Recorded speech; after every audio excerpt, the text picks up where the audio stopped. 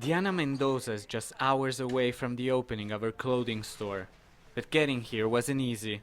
She used to be a FARC rebel. Recruited and trained at 11, she was given a shotgun and sent into combat. The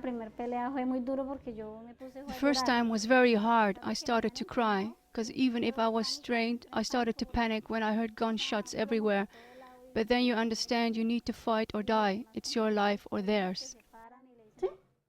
She escaped 5 years later after being injured and left for dead. Diana is one of 50,000 former leftist rebels and right-wing paramilitaries who are trying to re-enter society. They're being given training, extensive psychological support, and financial aid. If the ongoing peace talks with the FARC are successful, the government expects it will have 1,000 more rebels to rehabilitate. They've opened offices across the country with over 800 workers. Many who arrive are illiterate. We need to teach them the most basic aspects of living in society, how to cross the street, or how the streetlight works, or how to stay in line at the bank. Most have some sort of psychological trauma.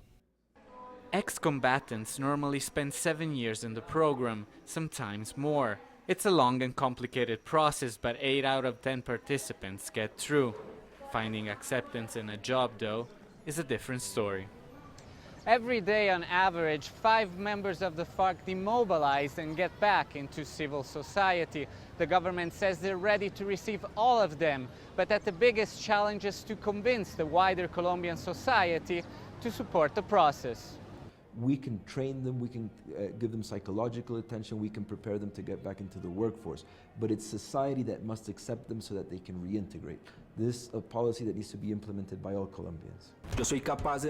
So the government has launched a nationwide campaign to raise awareness, something Diana thinks is fundamental to achieve real forgiveness and a lasting peace. Alessandro Rampietti, Al Jazeera, Villavicencio.